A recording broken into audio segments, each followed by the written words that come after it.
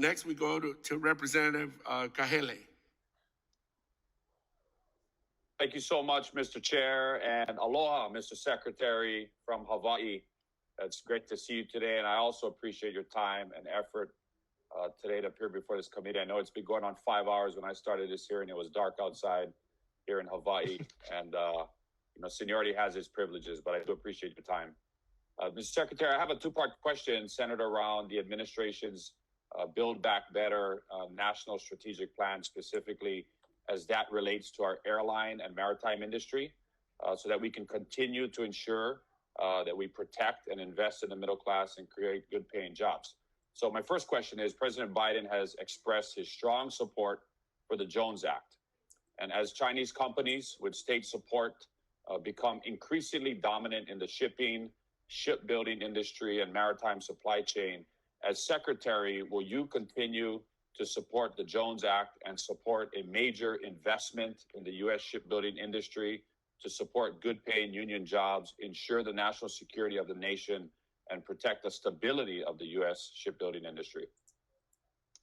Well, thank you for the opportunity to speak about the importance of supporting U.S. shipbuilding industry and our maritime industry writ large. I strongly support the Jones Act, as you mentioned. That's the president's view as well, because it makes sure that cargoes moved between U.S. ports travel on vessels that are built, owned, and crewed by Americans. The Jones Act also ensures that we don't lose our domestic shipbuilding capability, so that we're not in the situation, as you pointed out, where Chinese flag vessels could wind up being the only place we could turn to carry our domestic commerce on the Mississippi River or between Florida and New York. That obviously would have national security implications that are not acceptable. If we lose our national maritime industry, it might not return, and the consequences would be devastating. So I'm going to continue to ensure that the U.S. Maritime Administration and DOT are doing our part, of course, recognizing that there are many U.S. agencies that are involved in the Jones Act, and we'll be doing everything we can to support that industry, as well as our merchant marine.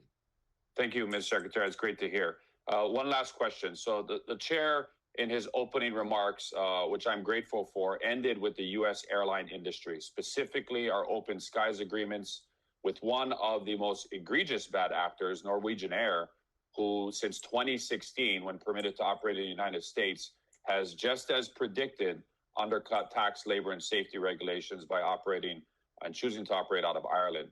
Mr. Secretary, you will have oversight of our open skies agreements. And while these bilateral agreements have largely been successful, resulting in increased travel, I have grave concerns about their enforcement. And I'm particularly concerned regarding potential labor arbitrage from the flag of convenience airlines. So as you begin to work through the many issues we face, especially as a result to the airline industry, Ms. Secretary, will you work together with me to ensure that we enforce those agreements and that any agreements include labor clauses that we adhere to that are made in those agreements for foreign air carriers?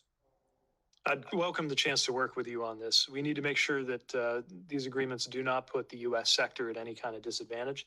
And I can tell you within the existing framework that we'll adjudicate any application based on fidelity to those agreements, but also recognize with you that there may be scope to work with Congress on further steps.